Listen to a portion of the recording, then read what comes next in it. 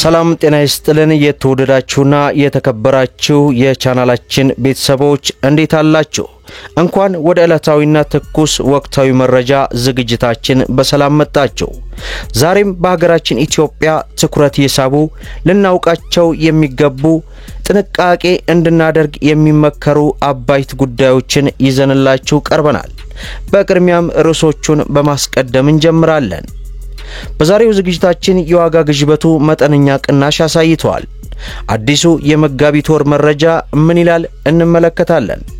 በስራና ክህሎት ሚኒስቴር ስም የሚፈጸሙ የካናዳ ጉዞ ማጭበርበር እንዲሁም የሚኒስትሩ ጠንካራ ማስጠንቀቂያ ምን ይመስላል እናደርሳለን። ገንዘቡ በባንክ ውስጥ ደህንነቱ ተጠብቋል? የኢትዮጵያ ንግድ ባንክ ምን አሳሰበ እንመለከታለን።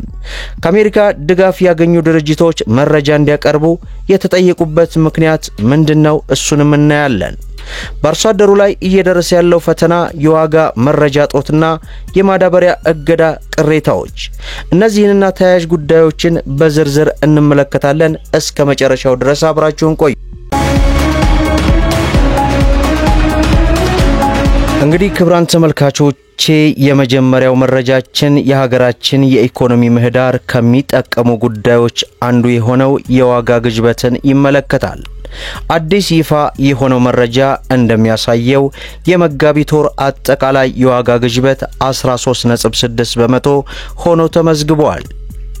ይህ ቁጥር ካለፈው የካቲት ወር ከተመዘገበው 15% ጋር ሲነጻጸር የ1.4% ቅናሽ ማሳየቱን የሚመለከተው የመንግስት አገልግሎት ሰጪ ተቋም አስታውቋል። ምንም እንኳን ይህንን መጠነኛ መሻሻል ተስፋ ሰጪ ቢሆንም የዋጋ ግሽበቱ አሁንም በዜጎች የኑሮ ውድነት ላይ የሚያሳድረው ጫና ቀላል እንዳልሆነም ይታመናል። ይህ የታየው ቅናሽ ቀጣይነት ይኖረው ይሆን? መንግስትስ የዋጋ ንረቱን ለመቆጣጠር ምን ተጨማሪ እርምጃዎችን ይወስዳል? የሚሉትን ጥያቄዎች ጊዜ የሚመልሳቸው ይሆናል።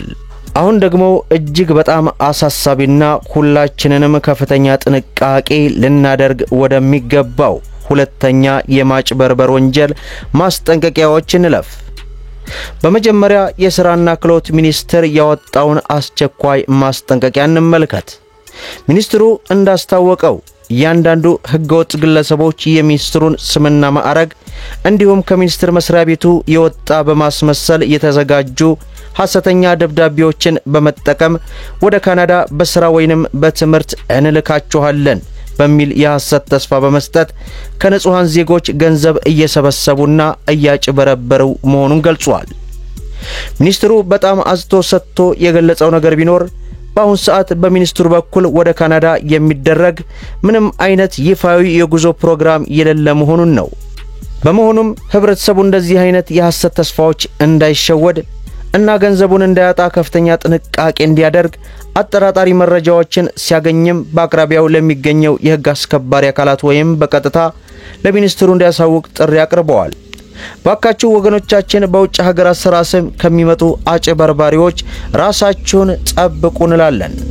በተመሳሳይ የኢትዮጵያ ንግድ ባንክም በማህበራዊ ትስስር ገጹ ላይ ለደንበኞቹ የማስጠንቀቂያ መልእክት አስተላልፏል።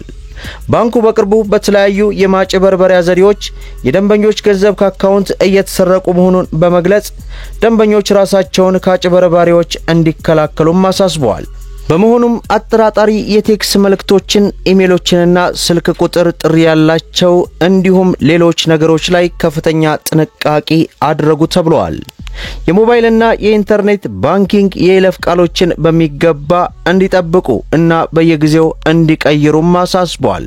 ወደ ሌላው መረጃችን ስናልፍ ከአሜሪካ መንግስት የገንዘብ ድጋፍ የሚያገኙ የሲቪል ማህበረሰብ ድርጅቶች በበጎ አድራጎት ወይንም ድርጅቶች አስፈላጊ መረጃ ለመንግስት አካላት እንዲያቀርቡ መጠየቃቸው ተሰምቷል።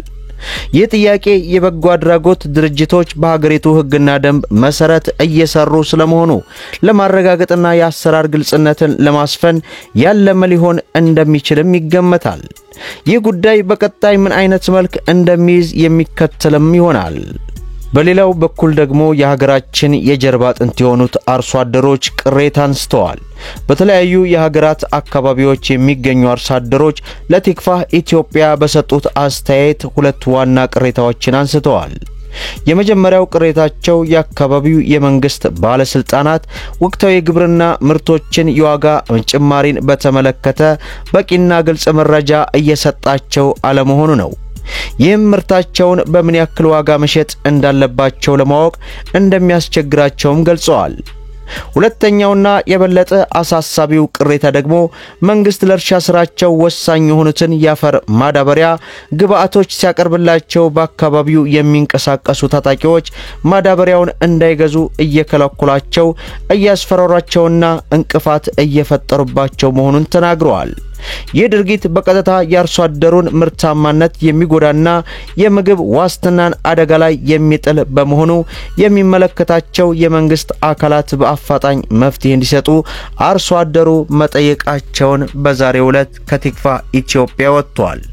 አሁን በደረሰን መረጃ መሰረት የሀገር ውስጥ ቱሪዝሙ የበለጠ እንዲነቃቃ ሰፊ ስራ እስካልተሰራ ድረስ በአጭር ጊዜ ውስጥ ሊቀዛቀዝ እንደሚችልና የሚፈለጉን ያክል የምጣኔ ሀብት ለውጥ እንደማያመጣ የኢትዮጵያ የቱሪስት አስጎብኚ ባለሙያዎች ማህበር አስታውቀዋል።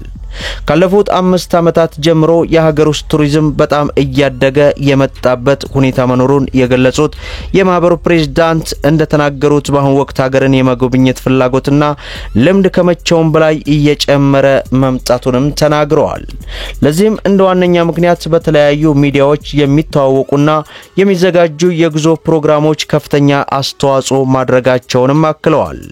ሆኖም ግን እነዚህ ጥቂት ዓመታት ጥሩ የሚባል የቱሪዝም እንቅስቃሴ ቢኖርም የሚጎበኙ ሰዎች የተወሰኑና አነስተኛ በመሆናቸው እንዲሁም መዳረሻ ቦታዎችም ጎብኝተው ስለጨረሱ ወደፊት ከታዳጊዎቹ ጋር እስከ ጎልማሶች ድረስ አዳዲስ ጉብኝቶችን ለማፍራት ሰፊ ስራ መስራት እንደሚጠበቅም አብራርተዋል። ይህ ካልሆነ ግን እነዚህ የተወሰኑ ጎብኚዎች በብዛት የሚገኙት ከአዲስ አበባ ከተማ ብቻ በመሆኑ የሀገር ውስጥ ቱሪዝሙ በማክሮ ኢኮኖሚ ደረጃ ትልቅ ኢኮኖሚ ተጽዕኖን ሊፈጥር እንደሚችልም ገልጸዋል።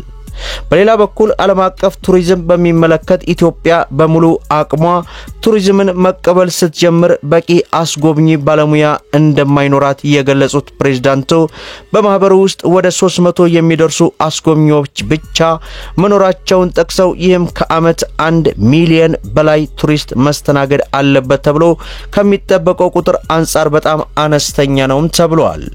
በመሆኑም የሀገር ውስጥም ሆነ ዓለም አቀፍ ቱሪዝሙን ለማሳደግ ከቱሪዝም ሚኒስቴር የቱሪዝም ማሰልጠኛ ኢንስቲትዩት እንዲሁም በሀገር አቀፍ ደረጃ በሚገኘው ትላልቅ ዩኒቨርሲቲዎች ጨምሮ አጋር አካላት ጋር በስፋት እየተሰራ እንደሚገኝም አስታውቀዋል።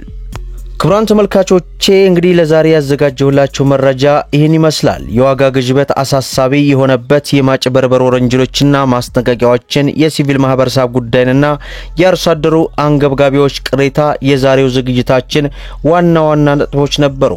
መረጃዎቹ ግንዛቤ እንድፈጠረላችሁና በተለይ የማጭበርበር ወንጀሎችን በተመለከተ አስፈላጊውን ጥንቃቄ እንድታደርጉ የሚያግዙ ተስፋ እናደርጋለን። ይህ ዝግጅት ጠቃሚ ሆኖ ካገኛችሁት ላይክ ማድረጋችሁን አትርሱላለሁ። እስከ ፍጻሜው ድረስ አብራችሁን ስለቆያችሁ ልባዊ ምስጋናችን ይሰጠን። በሌላ ቪዲዮ እስከምንገናኝ ወሰላሙ አለይኩም ወራህመቱላህ።